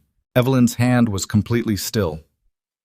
"Or," Marina said quietly, "you already know what's in the file, and you've known for longer than tonight. And the real reason you stayed in that house for 3 years wasn't the contract Felix gave you, and it wasn't the money, and it wasn't the professionalism of an operative who finishes her jobs." The mist moved across the lawn between them. "It was because you needed somewhere to disappear," Marina said. "That wasn't a grave. Inside the house, silence." Evelyn's trigger finger moved from the guard to the trigger. The dawn was coming up hard and cold off the water. And Damien Moretti was somewhere behind her, in a damaged building with a woman who had orchestrated the entire night from a distance and had just walked through a door that... She made the choice in under a second.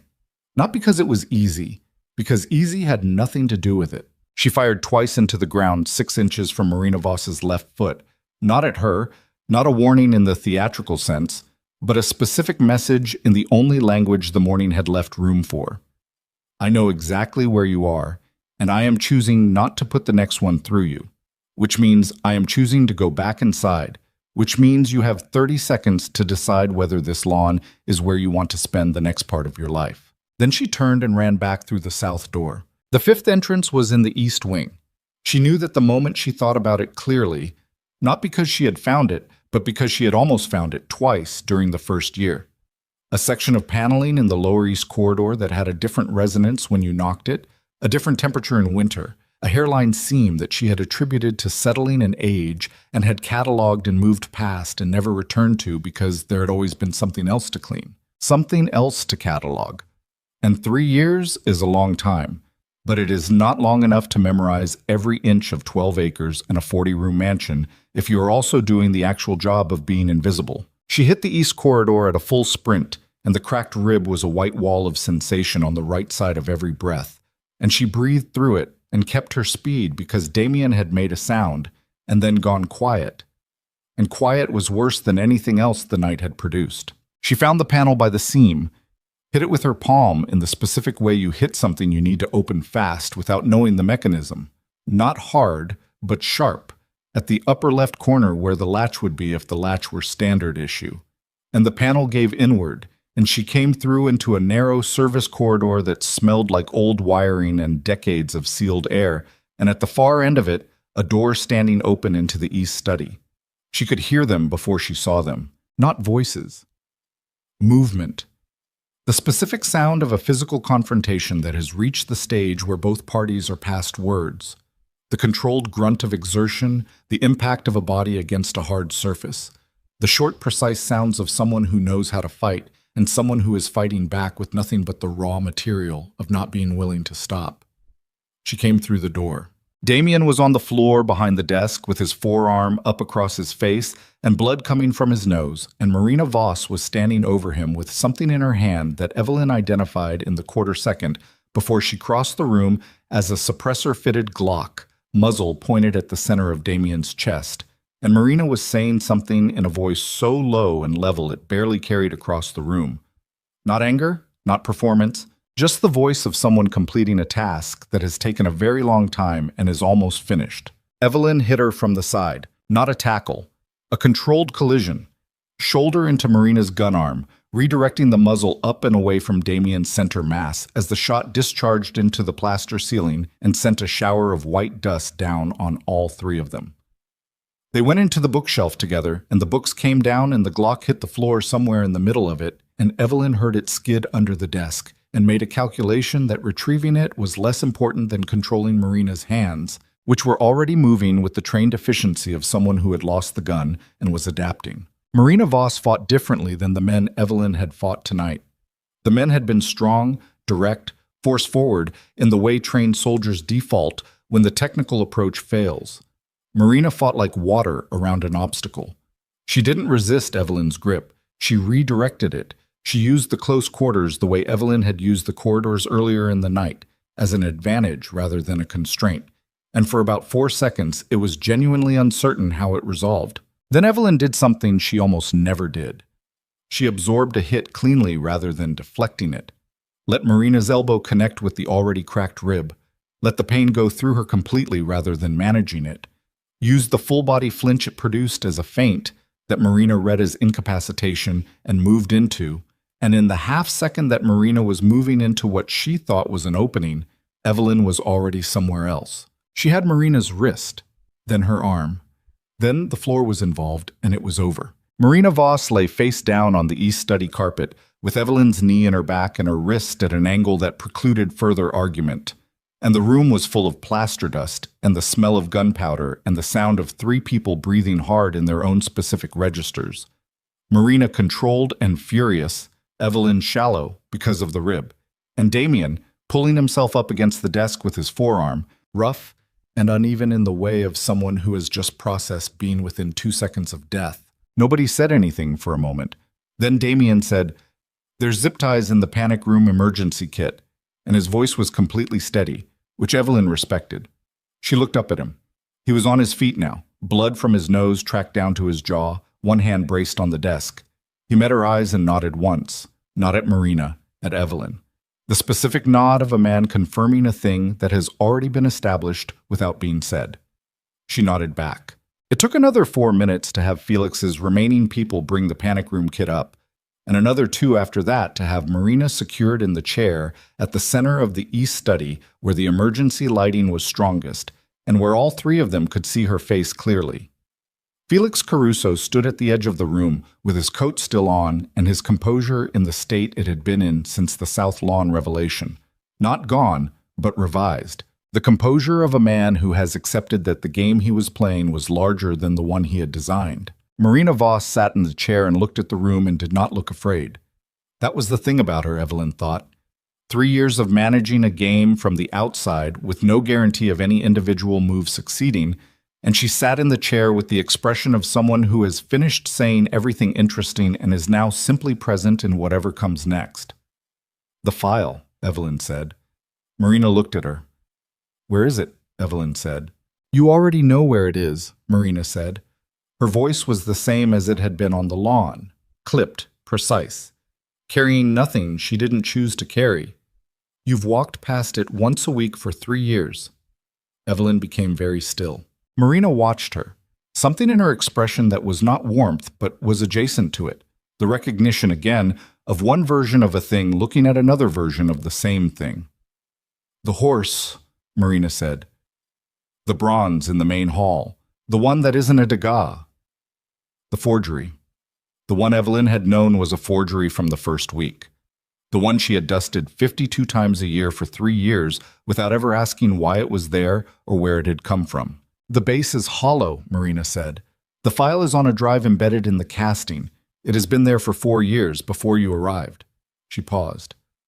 "I placed it there myself during a visit with the previous head of security, who has since been replaced. I've been waiting for the right moment to retrieve it." "Which required the building to be intact and Moretti to be dead," Evelyn said. "Which required the building to be intact and accessible without the security infrastructure that makes it normally inaccessible," Marina said. "Moretti's death was Felix's objective. My objective was always the drive." She looked at Felix briefly, with an expression that was entirely without malice, which was, somehow, the most precise insult available. "I used his ambition and your professionalism simultaneously. Both were reliable." Felix said nothing. His jaw was tight enough to fracture something. "What's on the drive?" Damien said. Marina looked at him for the first time since the room had settled. She looked at him the way you look at someone who has been the subject of a conversation for a very long time and is now, unexpectedly, a person in the room. "Records," she said. "Authorizations. Paper trails for operations conducted over 15 years, using your properties, your financial infrastructure, and your name, without your knowledge, by a joint task force that needed a cutout that couldn't be traced to any government entity." She held his gaze. "You've been used, Mr. Moretti, as thoroughly as both of them." She nodded toward Evelyn and Felix. "The difference is that you didn't know it was happening." The silence that followed had a particular quality, the quality of a room in which every person present is revising something fundamental. Damien looked at the doorway, at the main hall beyond it, at the general direction of the bronze horse in its place at the base of the stairs, which he had never looked at carefully enough to notice it was a forgery, which was, Evelyn could see him arriving at this, not an accident, because the horse had been selected specifically for a man who didn't look closely at things that were decorative and apparently non-functional. He looked at Evelyn. She looked back. 3 years, he said. "Yes, you knew it was a forgery. First week. But not what was inside it." "No," she said, and that was true. That was the part that had the specific weight of something she was still processing, that she had cataloged the anomaly and filed it and not pulled the thread. And the reason she hadn't pulled the thread was not incompetence, it was that she had been operating inside a mandate that told her to protect, not investigate, and she had trusted the person who gave her that mandate. She had trusted Felix, and Felix had trusted Marina. And Marina had trusted nothing and no one, and had therefore been the only person in the arrangement who knew exactly what she was standing in. "Get the drive," Damien said. She went to get it. The main hall was beginning to catch the first real light of dawn through the tall Georgian windows, gray and thin, falling across the marble and the broken glass and the general evidence of the night in a way that made everything look both more and less real simultaneously. The bronze horse stood at the base of the staircase exactly where it had always stood, looking exactly as it always had. The raised foreleg, the turned neck, the craftsmanship that was good enough to pass casual inspection and not good enough to pass anything more than that. She crouched beside it and examined the base. Cast iron, heavier than the bronze of the figure. She had noticed the weight discrepancy years ago when helping move furniture around it, and had attributed it to mounting ballast. She found the seam on the underside with her fingernail, a recessed line in the base plate, a quarter-inch gap that wasn't a flaw in the casting, but a panel. No visible mechanism. She pressed inward at the left edge, and the plate clicked and swung down on a small internal hinge, and taped inside the hollow base, in a waterproof sleeve, was a drive the size of a thumb, matte black, no markings. She held it in her palm for a moment. 3 years of careful invisibility, and the thing that had necessitated all of it had been 6 inches from her hands every week. She stood up, looked at the horse, looked at the drive. Then she went back to the East study. What followed took 2 hours and was less dramatic than the night that preceded it, which was its own kind of violence. The slow, unglamorous work of accountability replacing the clean, forward momentum of crisis. Felix's remaining people were disarmed and held in the dining room under the watch of a man Damien called, who arrived within 40 minutes and whom Evelyn identified, from the way he moved and the equipment he carried, as something significantly more official than private security. Marina Voss was transferred to his custody without ceremony and without resistance, which was the most clarifying thing she did all night. She went with the composure of someone who has already made their calculations and decided that what came next was acceptable. At the door, she stopped, looked at Evelyn. "The file on the drive contains your unit's full operational record," she said, "including the authorizations for the operations you believed were legitimate." She paused. "Most of them were. 3 of them were not. The 3 that weren't were run without government sanction by the same task force that used Moretti's infrastructure. You were not told." Her voice carried nothing, not apology, not comfort, just information, delivered with the precision of someone who has been holding it for the right moment and has determined this is it. You were an instrument in those operations, not a willing participant. The record confirms it. She looked at Evelyn for another moment with the expression that Evelyn had not been able to categorize all night and still could not. "You deserve to know that," Marina said. "That's why I called." Then she walked out with Damien's contact and the door closed, and she was gone. The East study was quiet. Felix Caruso stood at the window looking out at the lawn, which was fully light now, the mist burning off the grass, the water visible in the distance catching the morning in the particular way of things that don't care what happened the night before. He looked older in the daylight than he had in the emergency lighting. The performance of composure had been running for too long and the fuel for it was gone. And what remained was just a man of 63 who had built a 20-year career out of being the indispensable one, and had discovered tonight that indispensable is a status that can be revoked. Damien stood near the desk. He looked at Felix for a long moment with an expression that Evelyn watched carefully and could not simplify. Not rage, not grief, not the cold calculation she might have expected. Something that encompassed all of those things and had been compressed under pressure into something harder and quieter and more permanent than any of them individually. 20 years, Damien said. Felix didn't turn from the window. Yes. Why? The word landed in the room with the weight of something that had been waiting a long time to be asked and was not going to receive an adequate answer, and all 3 of them knew it. And Felix turned from the window and looked at Damien and said the only true thing he had said since walking through the door. "Because I was tired of being the one who made everything work and watching you take credit for a world I built." He said it without heat, without self-pity, as a fact. That's all it was. In the end, that's all it ever is. Damien looked at him. "Get out," he said. Quiet. Absolute. Felix Caruso walked out of the East study and out of the building and out of 20 years, and the sound of his footsteps on the damaged marble faded and was gone. He would be arrested within 6 hours.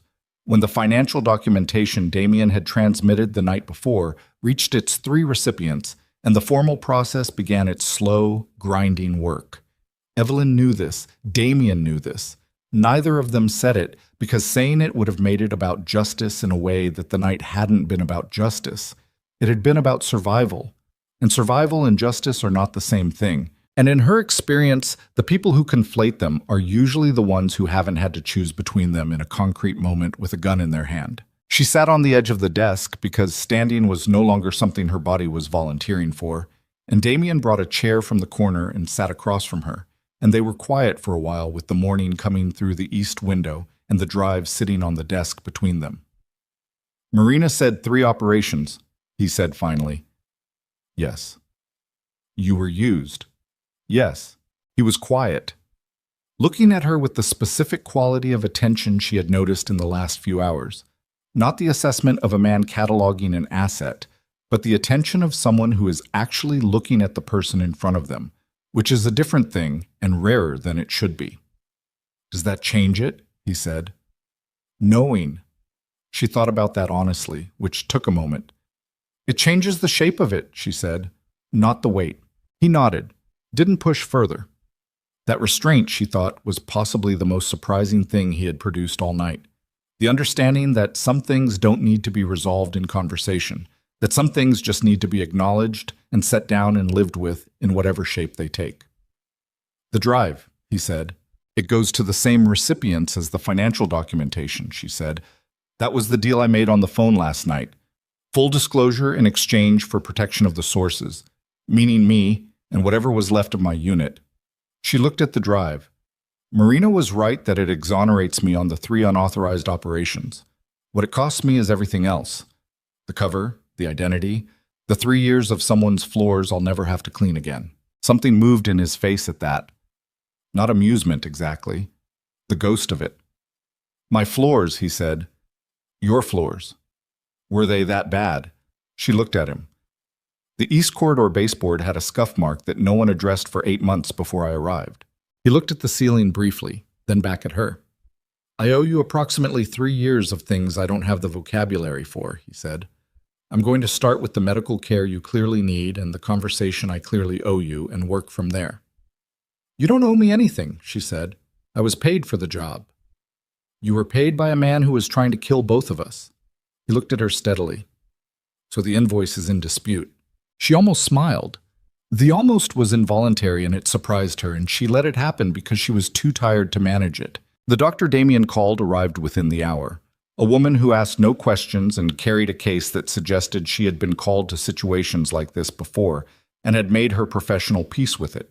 She worked on Evelyn's rib first, then the head wound, then the neck burn, and the shoulder, moving with quiet efficiency while Evelyn sat on the repurposed chair from the panic room emergency setup and looked out the east window at a morning that was becoming genuinely beautiful in the way of mornings that follow bad weather, sharp light, clean air, the specific clarity of a world that has been rinsed. She thought about the file on the drive, about the 3 operations that had been run with her hands and without her knowledge, about the 11 years before Connecticut that had built the skill set that had kept a man alive tonight, and had also been the tool used against her by people who understood that the most effective weapon is always the one that doesn't know it's a weapon. She thought about Marina Voss, who had known all of it and had spent 3 years managing it from the outside and had called at the precise right moment and told the precise right truth, and she still couldn't fully determine whether that had been an act of conscience or the final move of a very long play, or both. Because in her experience, those categories were not as separate as they appeared from the outside. She thought about the gray uniform folded over the chair in the servants' quarters on the 3rd floor, which she had worn for 3 years and which was the most complete disappearance she had ever managed. More complete than the official death certificate, more complete than the new identity, because those were bureaucratic erasures and this one had been lived from the inside, had required her to become someone who moved through rooms without leaving a mark, who spoke when spoken to and otherwise was furniture, who was so completely unremarkable that even the man whose house she lived in had to be reminded of her name. She had been very good at it. She was finished with it. The doctor finished and packed her case and looked at Evelyn with the particular expression of a medical professional who has just inventoried an impressive amount of damage and is choosing not to comment on what it implies. The rib needs 6 weeks, she said. The head wound needs 3 days of rest and monitoring. The rest is cosmetic in terms of timeline. She paused. None of it will rest itself. I know, Evelyn said. The doctor left. Damien came back from wherever he had been. She hadn't tracked him, which was a measure of how depleted she was, that she had stopped tracking the room, and stood in the doorway of the east study with his shirt still untucked and the blood from his nose dried on his jaw and the morning behind him through the corridor window. And he looked at her across the room with the look she had been unable to categorize all night and was only now, in the stillness of aftermath, beginning to understand.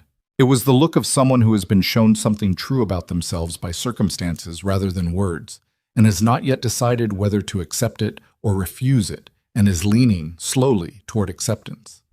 The look of a man who has spent 30 years building walls that the night had walked straight through, not by force but by persistent reality, and is standing in the gap trying to figure out what comes next. "I'm going to make you an offer," he said. "I know," she said. He stopped. "Money, security, complete freedom, and probably something about partnership." She looked at him. "I've been watching you operate for 3 years. I know how you think." She paused. "I also know that's not what I want." He waited. "What I want," she said, and the words came slowly because she was constructing them in real time, building something she didn't have a template for, is to not be someone's instrument anymore.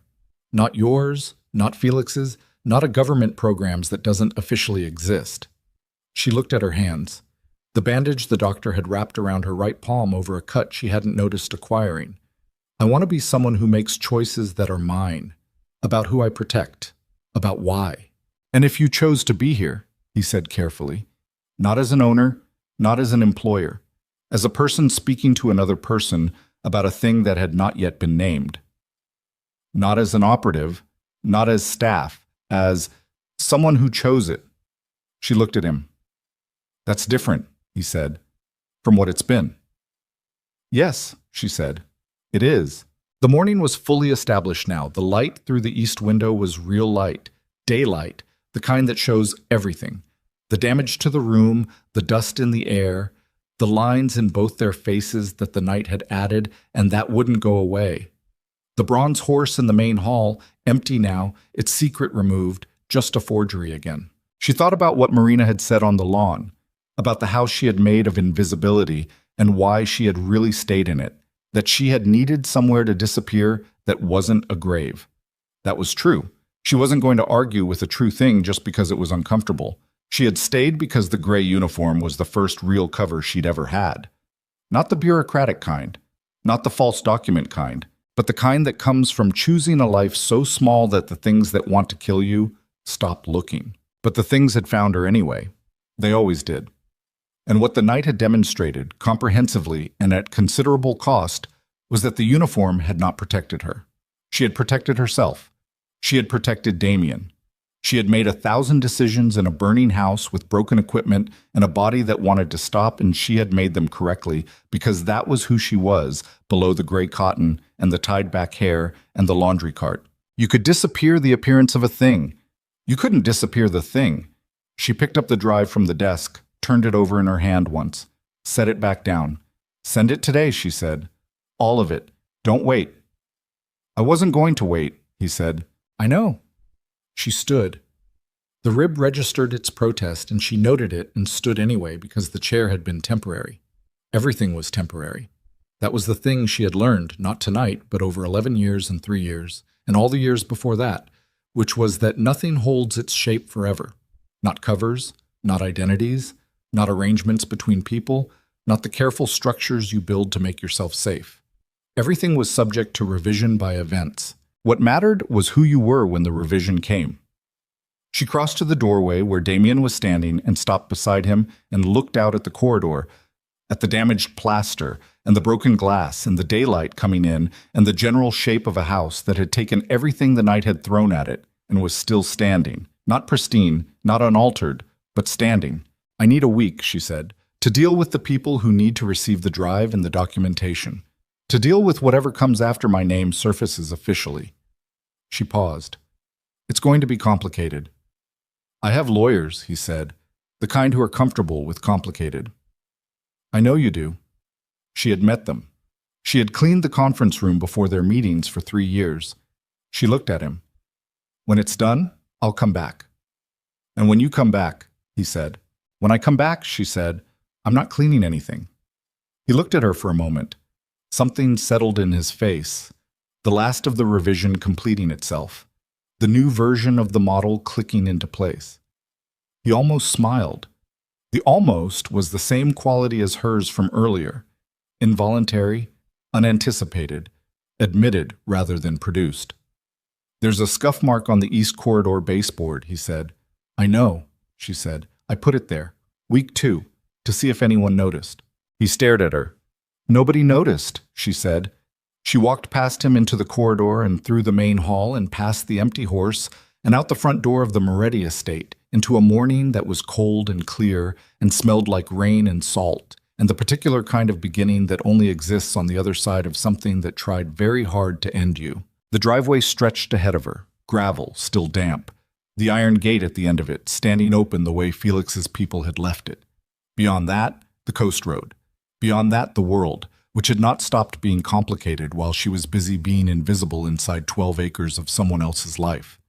She walked down the driveway without looking back, not because there was nothing worth looking back at, but because she had spent 3 years looking at everything from the periphery, watching the center of rooms from the corners, making herself into a direction that nobody looked.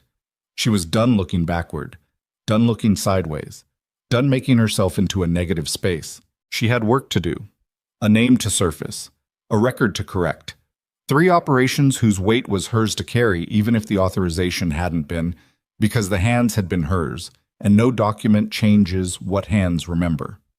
She had people to find who were supposed to be dead and might not be, if Marina Voss was any evidence of how completely the official record could fail to match the actual one.